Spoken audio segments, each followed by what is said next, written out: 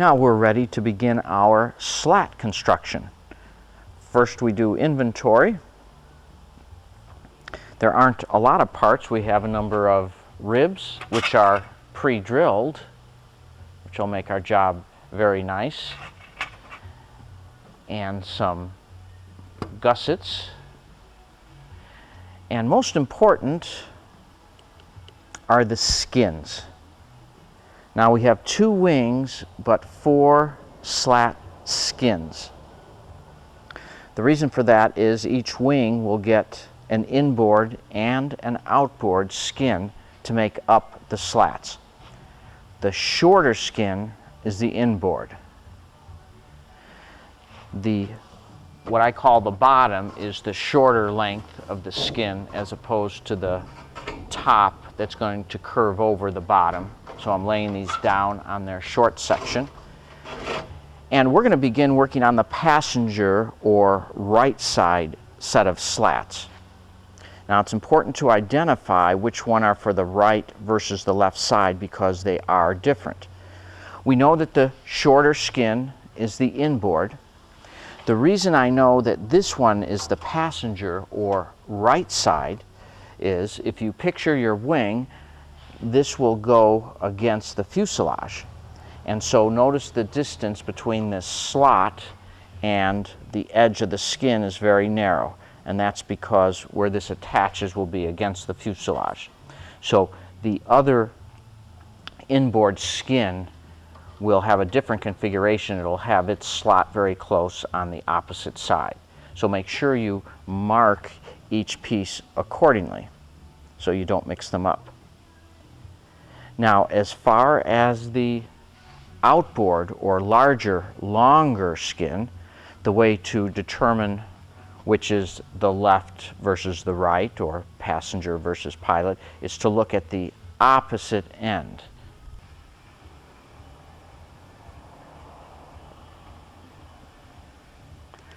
Now at the far end, as we look at the outboard slat, we notice the slot for one of its mounting brackets is very far from the edge. And that's because when this is mounted on the wing, this will be in the wing tip area. And this will be one of the places where it mounts. So we know that this is the passenger side because when mounted to the wing tip will be down at this end. And this is the correct skin because of the large area that we notice between the slot and the edge of the skin. Although we will be building the passenger or right side slats first, the pilot side or left side is built in exactly the same fashion. It's just that these parts are created in a opposite or mirror type configuration, but all of the assembly will be the same. So we will build one complete set of slats, and in our example this will be for the passenger or right side wing. We will begin by locating part 75S1-6, and this sure looks like a standard L angle, except that it is cut to just the right length. And you should have 4 of these, 1 for each section of the slat. Now we'll take our first one and mark on the end 10 millimeters from the edge a line on both outside flanges. Then we're going to position this angle into the corner of the slat. Now remember, we're starting with the right or passenger inboard slat, and I have it down on the short section compared to the upper section, which gets folded over later. And I'm going to place this in the corner just like that, and now we want to position it left to right just right. So let's come down to the right hand end.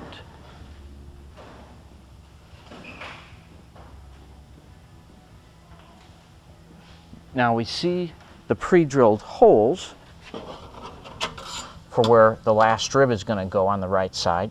What we're going to do is to take that mark that we made and position it over the last set of holes right here in the corner. So we should be able to see that mark through the hole on the side and the bottom. And that will position it perfectly from left to right. You can simply view it by looking on the other side of the skin.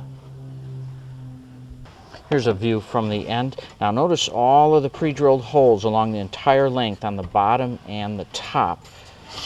We're going to want to drill this corner through all of those holes from the outside. And if it's easier, you can turn this sideways like that, and it'll make the skin a little more stable to work with. So after I'm happy with its position, I'm going to go ahead and then drill into the side, and of course flip it back up and drill from the other side all along the entire length, and clecoing as I go using my number 40 drill bit, which is the same size as the pre-drilled holes, and I'll cleco about every second or every third hole, keeping it nice and tight to both surfaces as I go.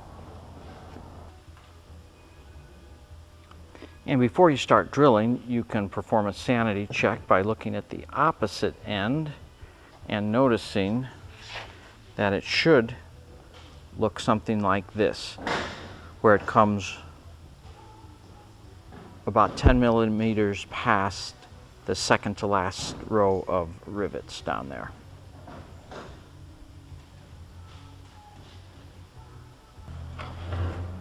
Once we have completed drilling along one edge, we can leave the clecos in and then flip this over on our table.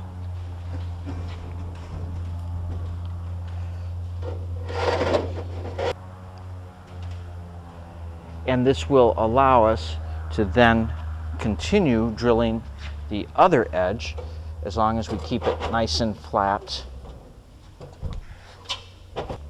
so that we keep it in nice, good, tight contact as we continue to drill the other edge and cleco as we go.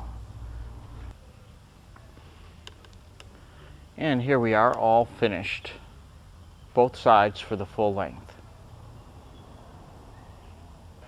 We will set the skin aside for the moment. We want to take a piece of standard L angle and measure off 120 millimeters and cut it with your snip. That will produce a piece that looks like this. Now, what we want to do is measure over from either end,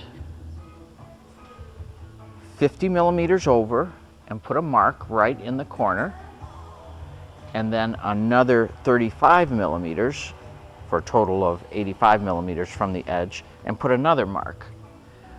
In those marks, we're going to drill with a number 20 drill a hole. So when we're all done, it'll look something like this. Now we're actually going to have two of these, so you can make two of them at one time if you want. 50 over, 35 over with the two holes. Our next step is to make two slices in the flange going down to each of the holes that we drilled, so it looks something like this.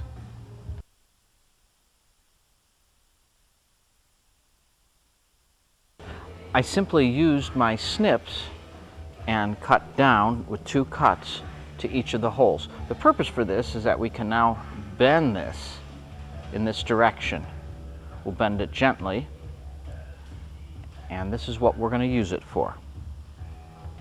We need to locate one of your slat ribs. This is 75S1-1SS, and that's a rib that has the flanges going in this direction for the slat we're working on, and also it has the pre-drilled holes on the face here, so that identifies the correct rib.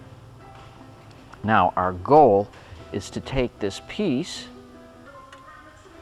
so it lays like that, and we want to bend it so that the curvature of this piece follows this flange curvature here, and the back edge lines up with the back edge of the rib. So we want to work that into place, and if we want, we can also clamp a piece of aluminum, thin aluminum, to the surface to get these perfectly aligned, because we don't want these to be too far forward or back. They got to be just right with the curve. And I've clamped the L angle on and gotten everything lined up, and same with the back. And what we can do now then is turn this over and through the pre-drilled holes that we find, drill and cleco into the L angle to affix it to the rib.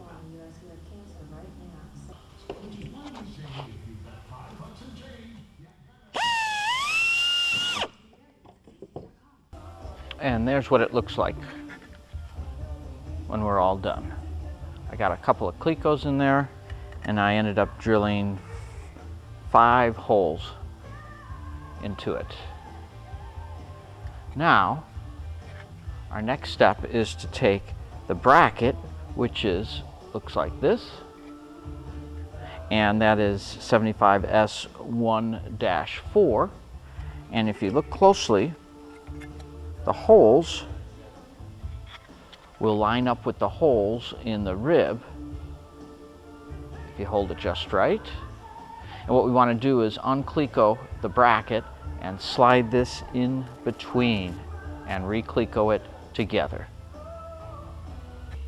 And it will look just like this.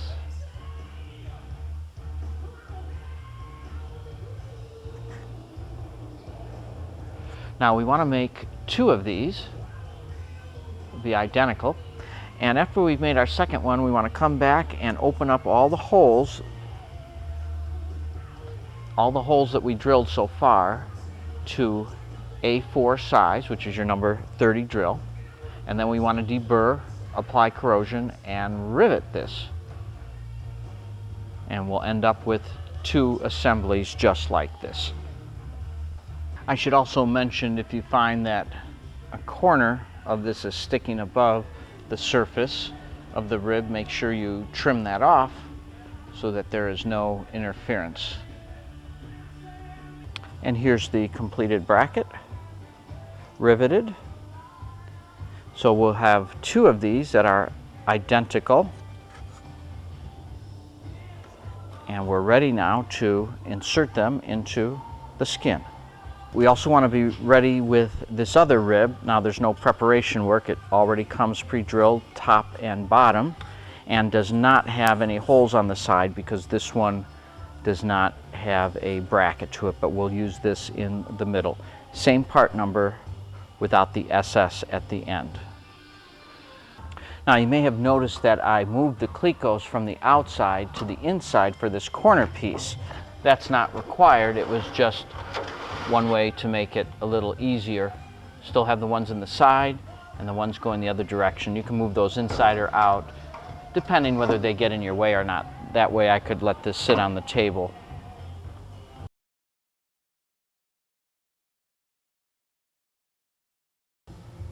Now we're going to install 3 ribs. 2 of the ribs that we just made up with the brackets, one's going to go here into this slot, just like that.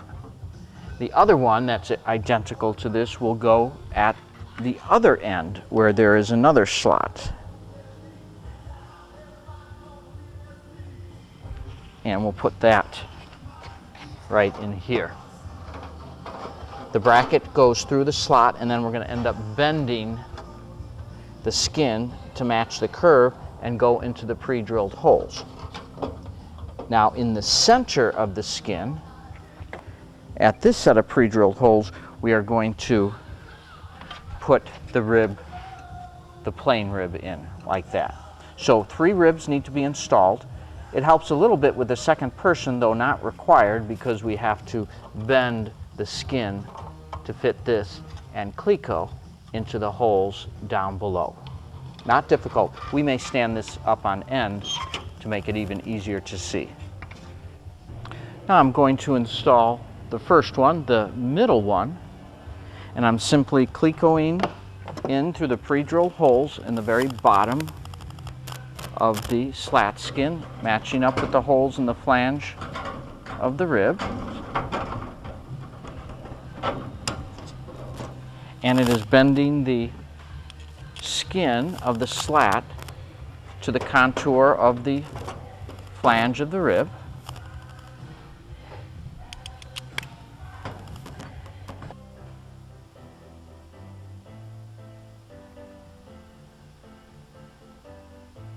And now we will go cleco in the ones at each of the ends, the ones with the brackets.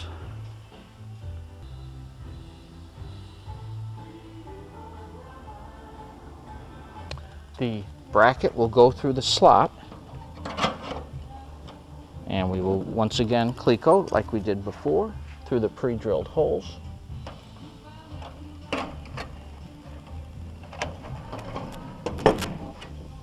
And here's another look at it. And notice the skin is taking the curve of the bottom flange of the rib as we put this on. And we got one more to go at the top. And I set it back down so you can see what it looks like.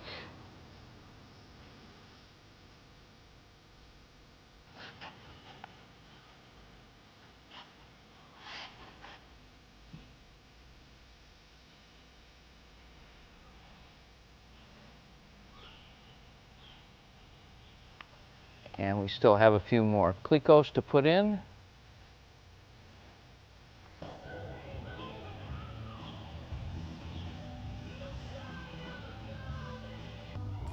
Now, the follow-up work we need to perform is from underneath the skin to drill into the L angle that we installed, because there are pre-drilled holes underneath the skin. And that will be the same for the one at the very far end also.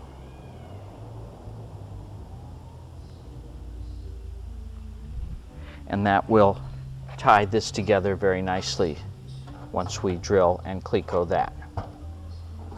Once we have drilled all of the holes, we want to open up all of the holes that we have clecoed to their final size for an A4 rivet, which is your drill size number 30. And then do the same for all of these holes also.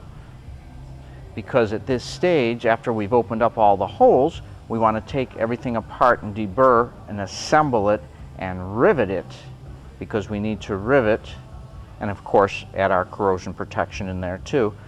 We need to rivet everything prior to bending the skin over, because we won't be able to get back inside anymore. The only thing we don't want to rivet at this time is the very last hole in the back of the rib. In other words, the hole that is underneath right here in line with this, because this line of holes are going to be used later. So the hole in each of the three ribs underneath here in line with these do not want to be riveted at this time. Here's with the skin turned on its side, and these are the holes that we're going to drill through in order to pick up the L angle that we just mentioned. And that will be true on the rib at the opposite end of the slat also.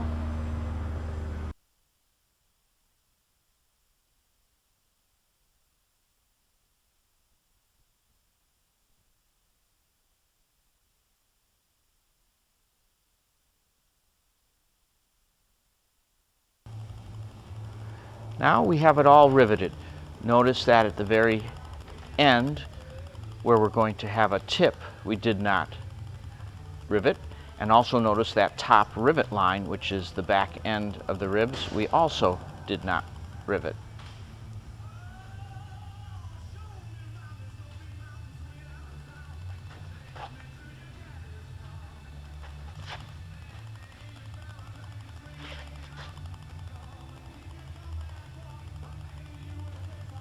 Now we are ready to set it down and fold the top skin over and in. And now we are going to fold it over and tuck it in. Should I push this down? Yeah. Okay. Sorry, they're scraping my hands.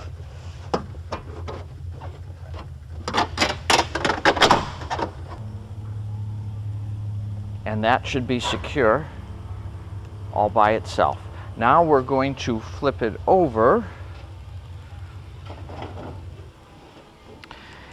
and we are going to cleco down each of the ribs simultaneously. In other words, don't go down one rib and then go to the next. Start at the top, go across until we get, but don't do the last row at the very bottom here.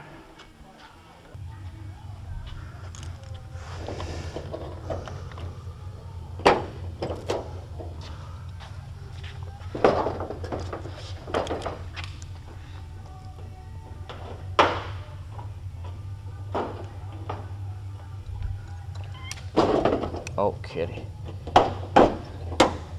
Close up.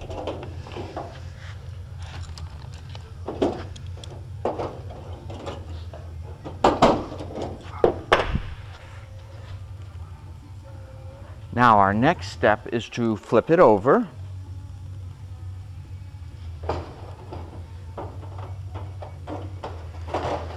And now we're going to cleco the edge.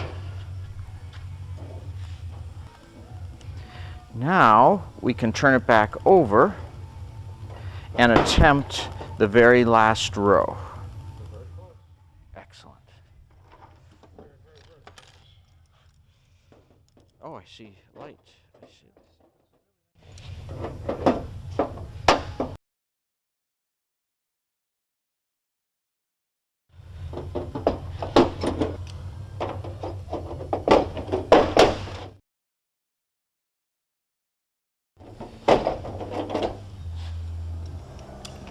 And there we have our slat in its nice shape. Now this needs to all be drilled out to size for an A4 rivet. And then once we have it all drilled out to the proper size, we need to uncleco it and deburr, apply our corrosion protection, and then reassemble and rivet. And then we will be ready to move on to our outboard slat. Deburring can be effectively accomplished by sliding a piece of a Vixen file across both sides of all of the holes. Now, as we're prepared to rivet, I'm going to start at the front and rivet back on the ribs, doing the ribs going across, so this location and then to the next rib, etc., and then work our way down going across, and then across, and then flip it over, and then the other side.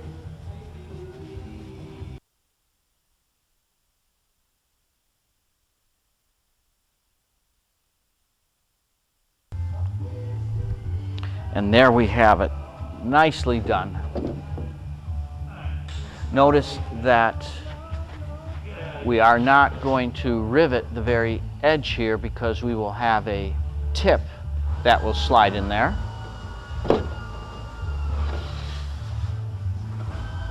And the other end looks like this because this will slide into the other slat.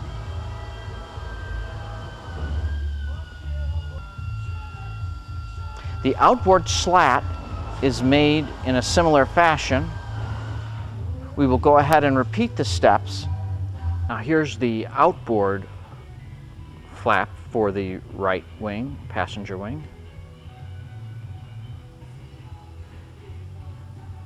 And it's been initially drilled and clecoed.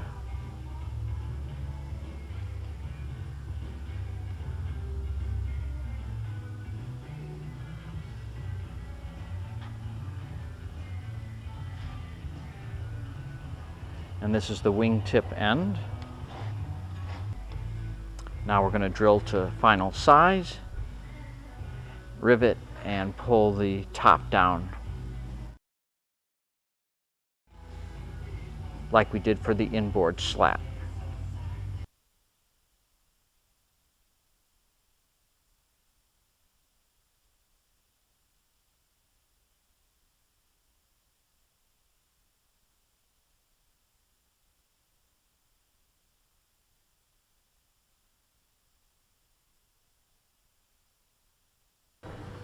And there we have the completed outboard slat.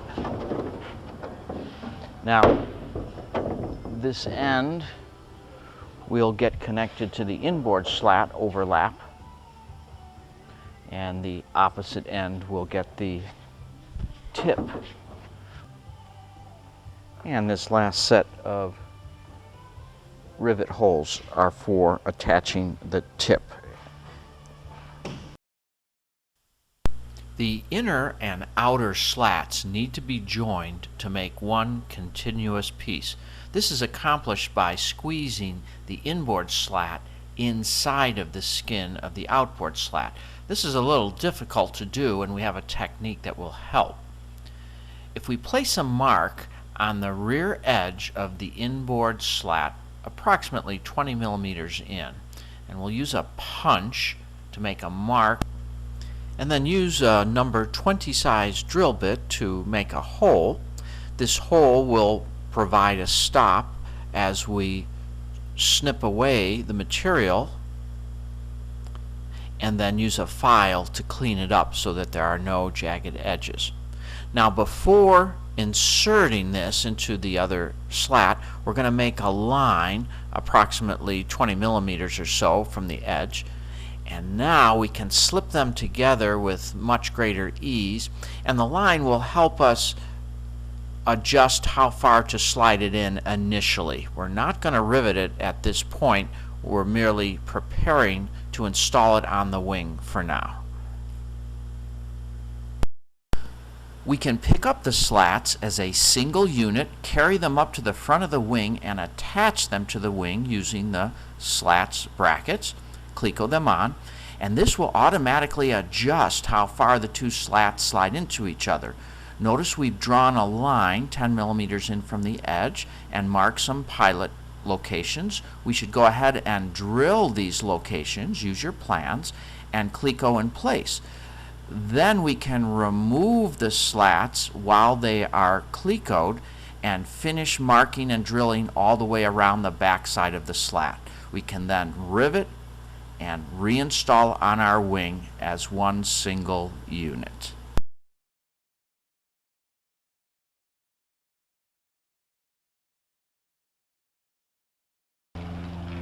We are looking at some of the components that we are going to use in the construction of our flaperons. Of greatest importance is selecting and identifying the proper skins and spars for each of the flaperons. Now, obviously there's a flaperon for each wing, the passenger side and the pilot side, but each flaperon is made up of 2 skins and 2 spars.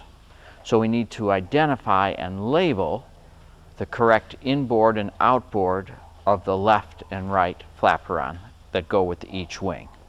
Let's look at how we're going to do this identification so we can carefully label our parts and not mix them up. The skins for the flaperons are currently with their top side up. That is, the flanges point down at the table. So we got the tops towards us. First thing we want to do is look for the spar line, the pre-drilled holes. And that way we know we have them oriented correctly for identification purposes.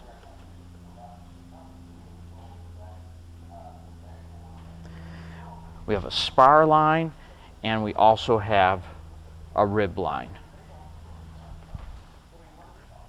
With the skins in this orientation, we first want to identify the inboard, and that will be found by looking for the angle of the cut on the left side edge. This angles, and this is so it follows the fuselage. So this is the inboard. This flaperon will go against the right side or passenger side of our fuselage. So I have labeled this skin the right side or passenger side, whichever you want to call it, and it is the inboard flap.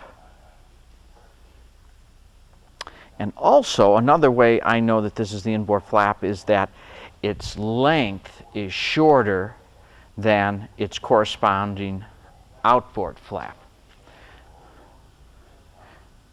Here's our passenger side or right side outboard flap skin. It has a straight cutoff because this will come in mid-wing as it continues towards the tip of the wing. Now, to make sure we have the right side or passenger side as opposed to the left or pilot side, is I'm going to look at the distance between this first rib here with these pre-drilled holes and the distance to the left edge. And that's approximately 6 inches, 6 to 8 inches. If I compare this to the other end, let's take a look. At the other end of the outboard flap, we notice that the last line of rib holes, which is right here, is much further from the edge, more like a foot of distance. And this is where the tip of the wing is going to be at this end. So that way I know that this is for the right wing or the passenger side wing. So that's the easy way to identify the outboard flap. Not only is it longer than the inboard flap, but the distinguishing feature between the right and left side is this long distance from the last rib line. That will be the tip of the wing. So you can identify and label all 4 flaperon skins using this method. Our next duty is to identify the proper spar. There will be 4 spars, 2 for each wing, an inboard and an outboard. First thing to do is to determine which is the top versus the bottom of the spar.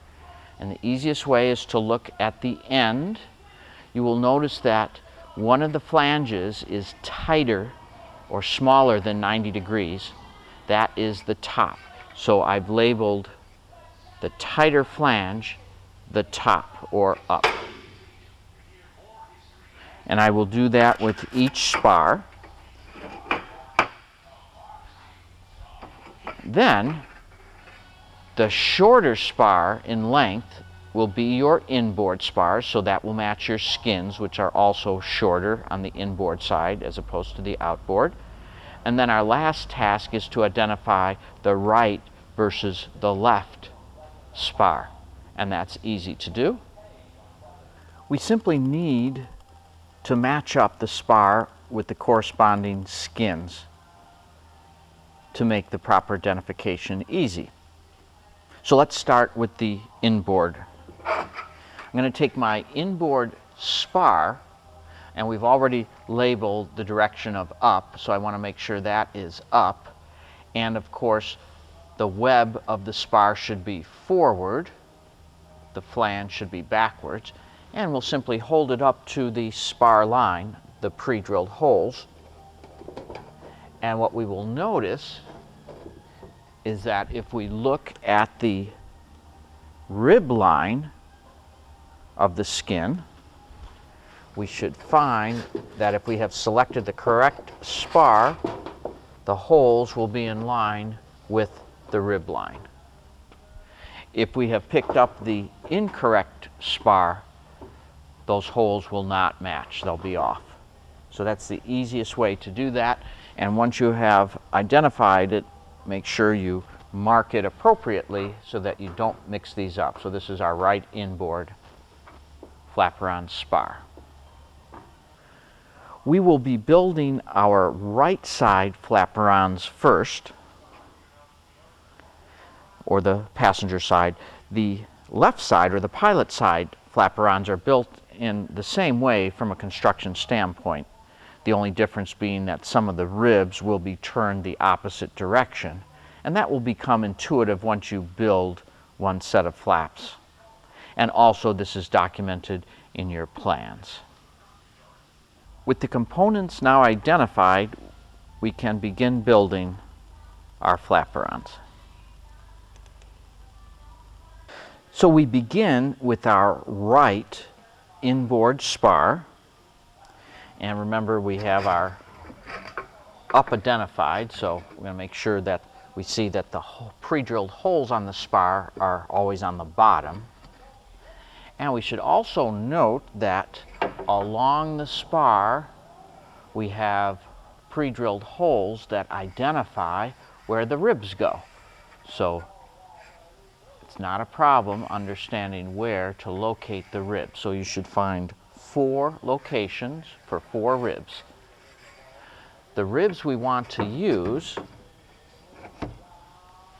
are labeled 75 A1-3. Flanges pre-drilled, the holes are on the bottom, so that's how we know which is the bottom. The top flange is undrilled. We want our flanges aimed outboard, so we want to take 4 of these and line them up with their pre-drilled holes at the location inside of the spar.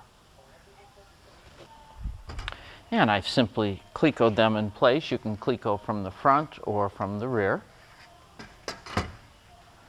And it should look something like this, with all 4 ribs clecoed in place. Now, looking at your plans, we see that we need a nose rib located at our first rib and our last rib. The nose rib we want to use is 75.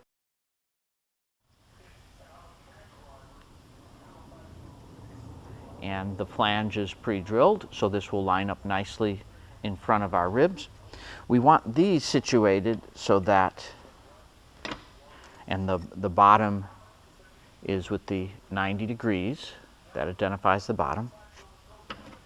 And we want the nose ribs flanges, the inboard one to face inboard and the outboard one to face outboard. Let's take a look at how these will look when we cleco them in place. And here's, notice the flange points. And if we look at the nose at the opposite end, flange points outboard. So with all of these clecoed in place,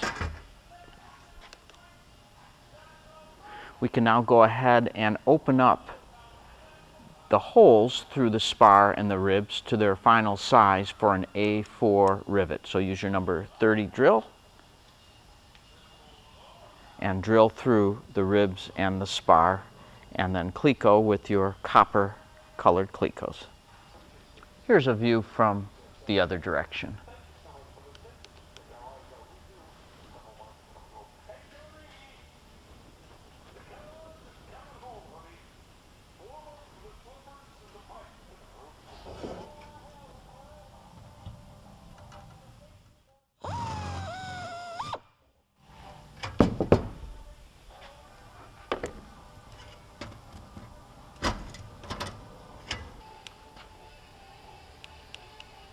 Notice all the flanges are pointing outboard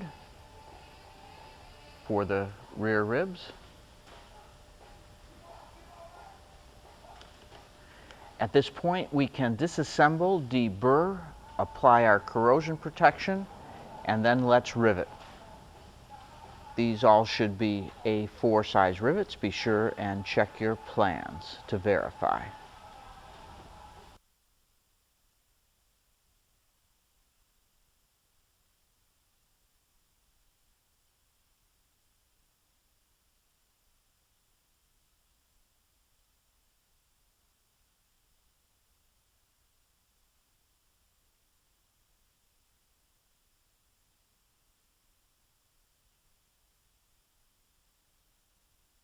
Now we're going to work with the hinge brackets. This is 75A2-1, made out of aluminum extrusion. We're going to do 2 of these identical procedures here. On the back flange, we want to draw a center line. In fact, we want to draw that center line on both flanges. And when I say the center line, I actually try to favor making the center line a little bit closer to the outside edge rather than the inside corner. That will help when we go to put a rivet in there. So down the center, just at maybe 1 millimeter closer to the edge. And then, now look at your plans, but we want to place a mark along that line 9 millimeters from the edge. That's our first mark. And then another mark, another 20 millimeters from the first mark. So we have 9 and 29. And we're going to do that on both flanges, 9 and 29. What we're going to do is on those marks, drill a hole. So here's the final product. We got holes in 4 locations opposite each other. So we want 2 brackets made up just like this. Now let's go locate them on the flaperons. Now, here's our nose rib and spar. We want to take our bracket and locate it right where they come together so it looks just like that. 2 of the holes will go into the spar and 2 of the holes will go into the nose rib itself. And we want this, as far as up and down, to be just below the top so that it starts right at where the radius kind of ends there. So it's just a little below the top. And I'm going to clamp this to the spar, make sure it is 90 degrees to the spar, and then drill through those number 40 size holes that we originally drilled in this into the spar and the nose. And I also put my square on here just to make sure it's nice and straight. And I'll go ahead and drill while keeping it clamped into the spar, and then remove the clamp and drill into the nose rib with a piece of wood block behind it when I drill that to support the thin metal while drilling.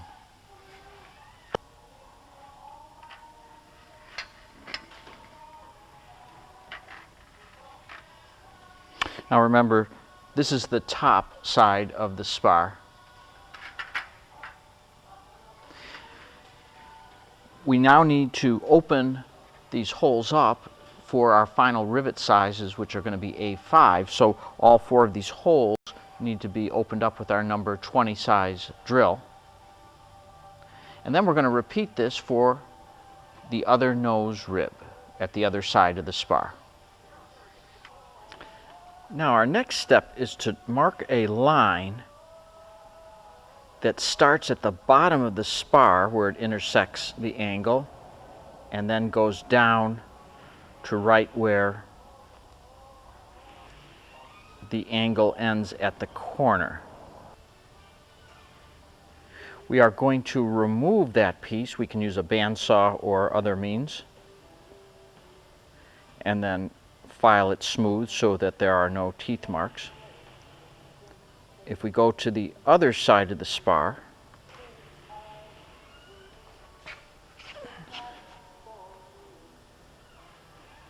we find a similar line. We want to remove that corner from the bottom of the angle.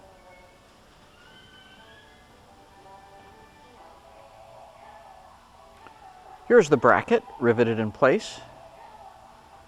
Notice the cutout on the angle. Also notice that we rounded the front bottom point of the bracket too. Did that with a Scotch-Brite rotary pad. And notice that the rivets were drawn from the back side of the spar and the other side of the nose rib.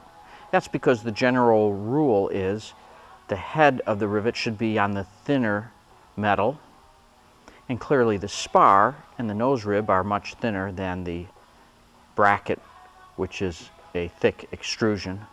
So for the greatest strength, pulling the rivets this way provides the best solution, and the bracket on the other side.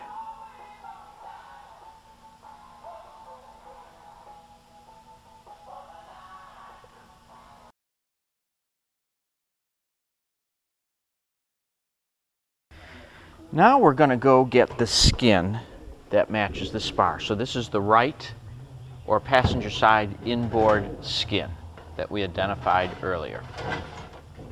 This is the front, and we have it turned upside down, so the top is sitting on the table and the front is right here. Now we're going to take our skeleton, which is also upside down, that we just built. This is of course forward, and this is the top, and we're simply going to slide it in inside the skin.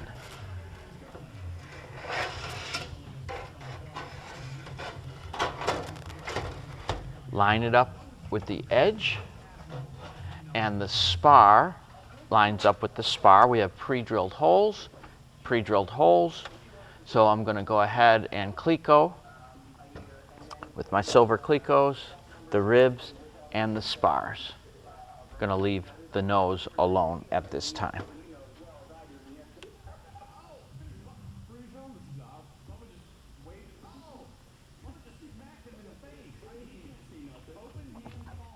So we've clecoed up and down the spar and each of the ribs.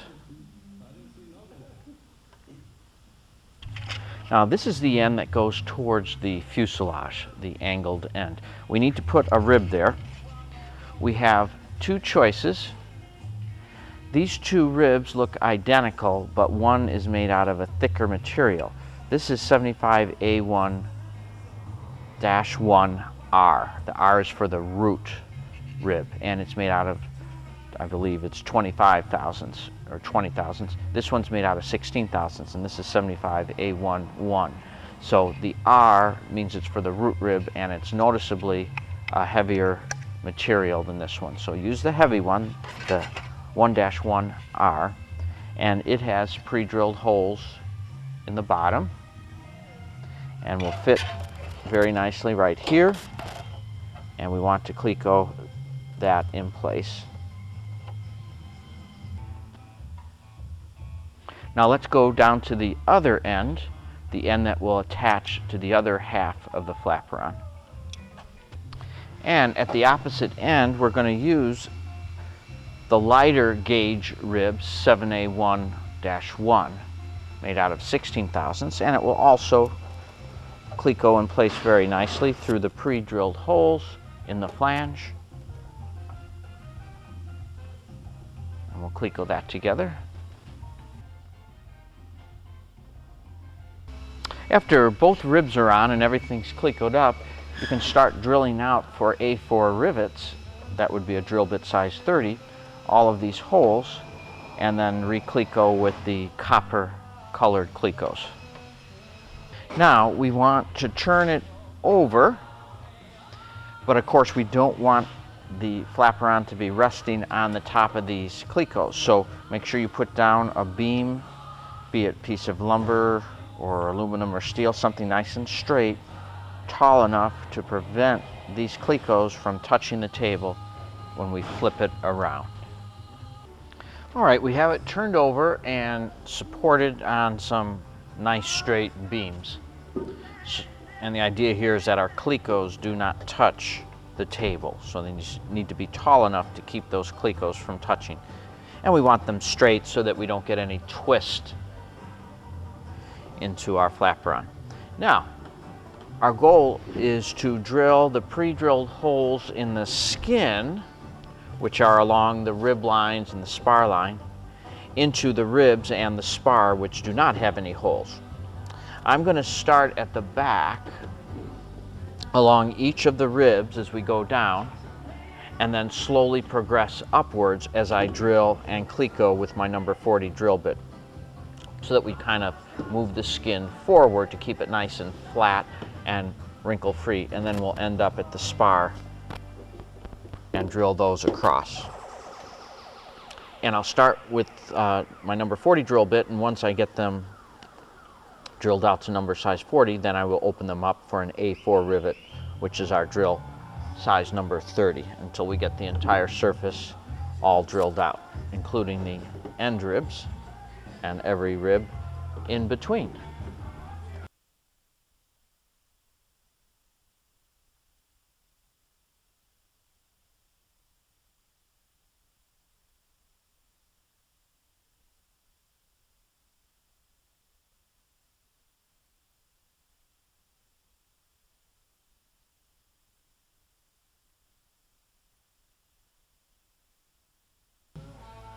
Now we're going to prepare the rib angle. This is 75A 2-3. It's just a bent piece of aluminum. Now what we want to do is put a line down the center of the small flange and then mark 2 holes 10 millimeters from each end, and I pilot drilled those with a number 40 drill bit. And then on the large flange, 10 millimeters in from the edge, drew a line, and then 10 millimeters from each end, marked a couple of rivet holes and pre-drilled those with the number 40.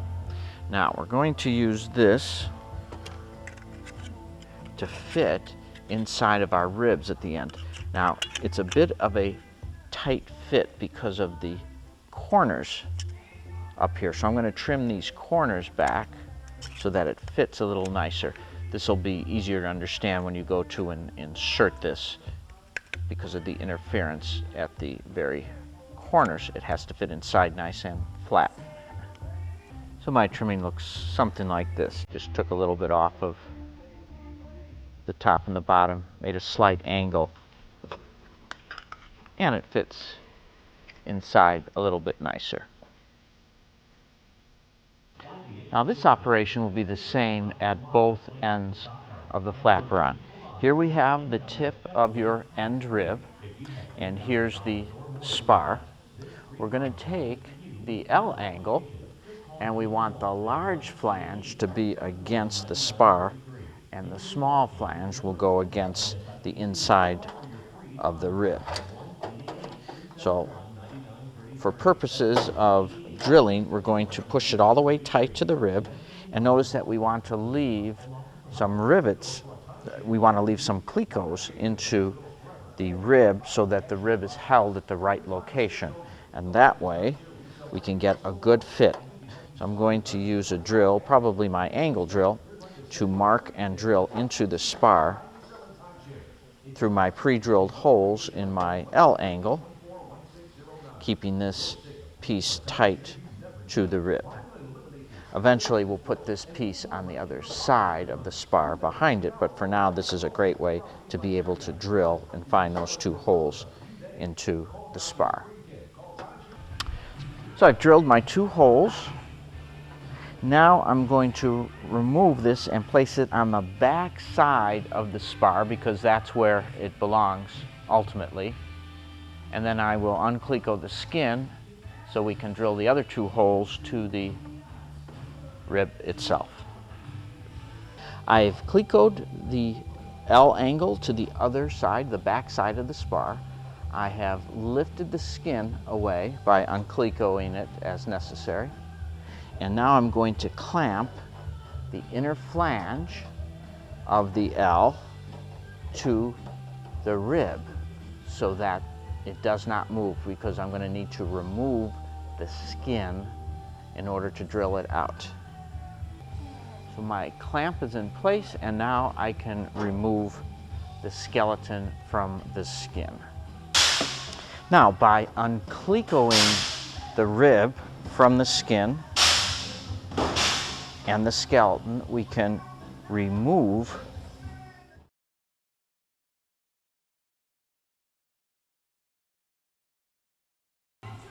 and with the rib removed, we can then go ahead and drill through our pre-drilled holes in the flange, and then open these up to size for an A4 rivet.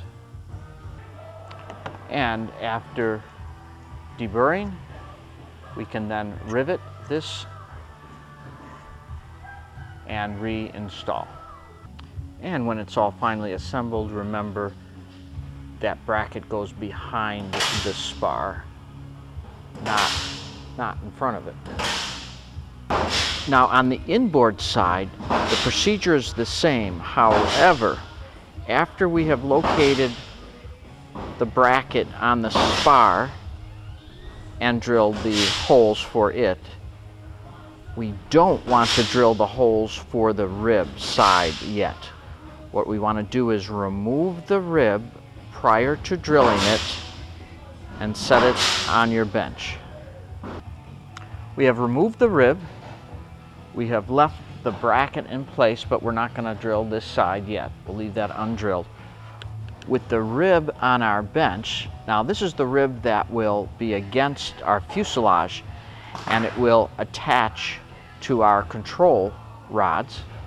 So we need to place the control horn, 75A1-6, with the large hole at the bottom, and we're going to place this along our rib with the top side aligned with the top of our rib.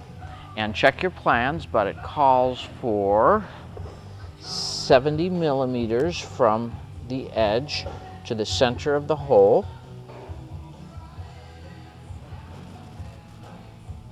And then these two holes, this one and this one, those two holes, when we place this horn properly as we just described,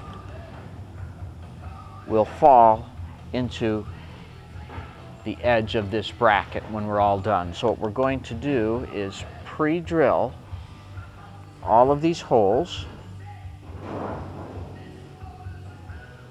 into the horn and cleco, and we will then, when we put the horn back into our flaperon, we'll drill these two holes into the L bracket. Now all of these have to be opened up eventually to A5, and of course, as we mentioned, these two holes will go into that side L bracket that we put on. These holes down here will later get attached to another bracket that we'll put on down there, so we don't have to worry about those for now.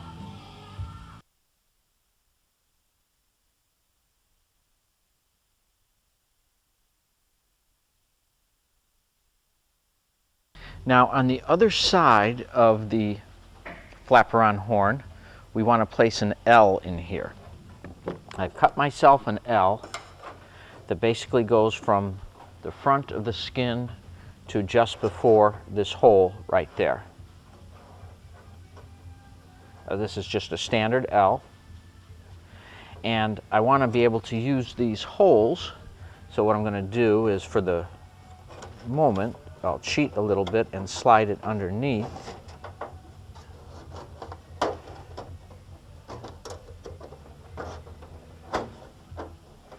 And what this will allow me to do is to back drill through these three holes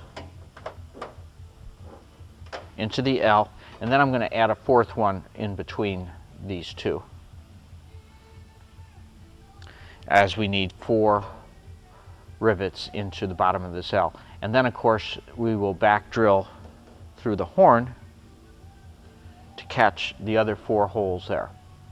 Then we can take this off and we'll put this L on after we finish completing the skin and before we rivet.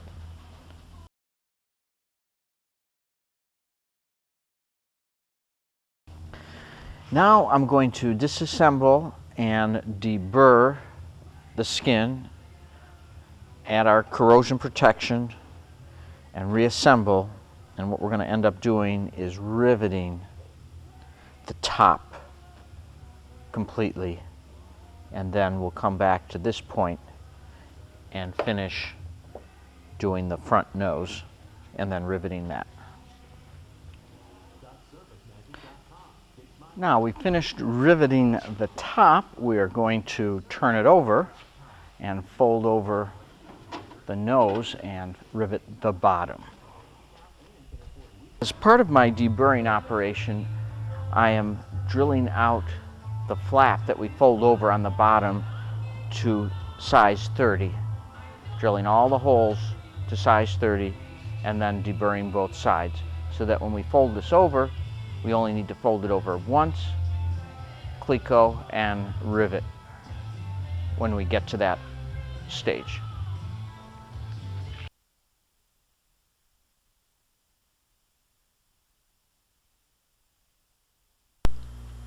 Folding over the nose can seem a bit tricky.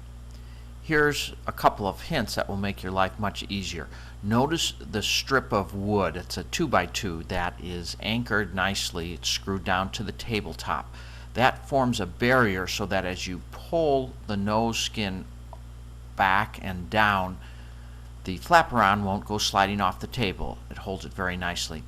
We use 2 people to firmly bring that nose around, and then carefully cleco along the distance while one person holds, and it turns out to be not too difficult using this method.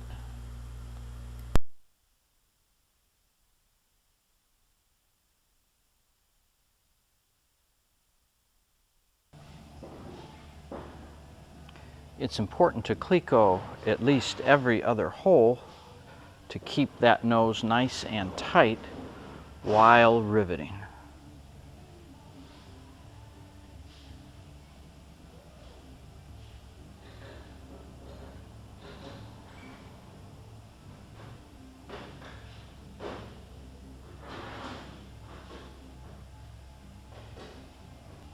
After riveting every other hole, we're going to remove the clecos and finish riveting the rest of the holes. If you have any trouble getting rivets into these holes, you can lightly pass your drill through the hole to help clear out any bits that cause trouble inserting those rivets.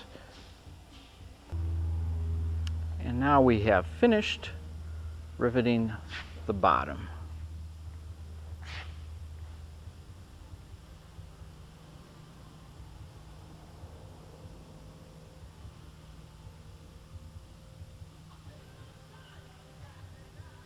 Here's the horn with the supporting L bracket.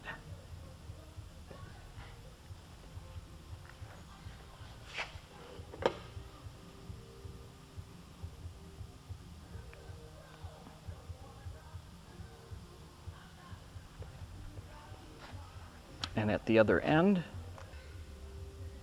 we will add a small splice bracket when we're ready to join it with the other flaperon. So we'll begin now with the outboard right side flaperon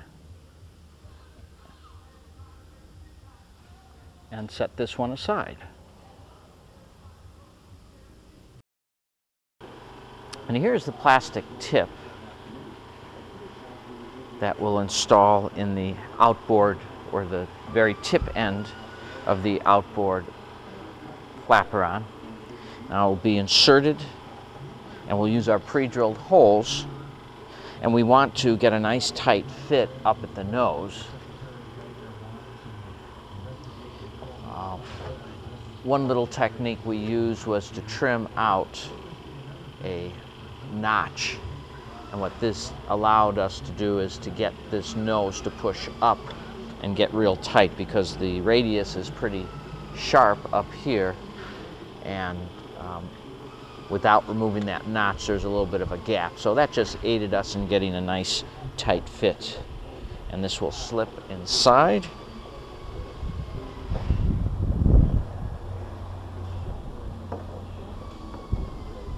And when you drill through the pre-drill holes, you will simply then go into the plastic and use clecos to hold once you get it just the way you would like it. And and we'll have one of these at each wingtip end. And here is the plastic molded tip installed. Now we'll drill these out to size 30 and rivet.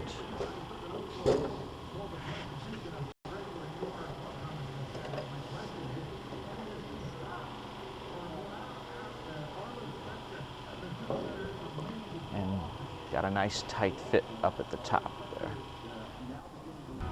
On the inboard side of the outboard flaperon, we need to install a splice plate. Now this is 75A1-7. Use our plans to locate this, but it'll go 15 millimeters from the tip, about like this, and it will go up flat against the face of the rib.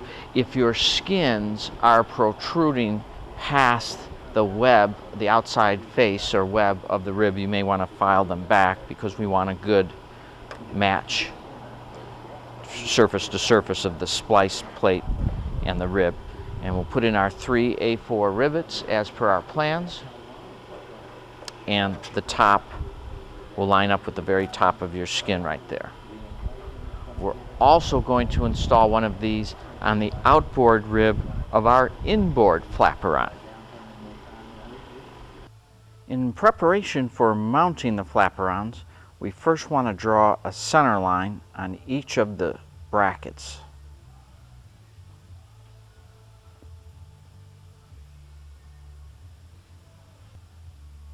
Our pivot hole will be drilled somewhere along that center line. Let's carry the flaperon over to its wing. In this example, we have the inboard. Now obviously we're going to line up our brackets with these arms on the wing. And for now, we can just slide the flaperon above the arms. But our goal is to butt up the bracket against the arm. If we take a look at our bracket down below, we have a couple of clamps in place.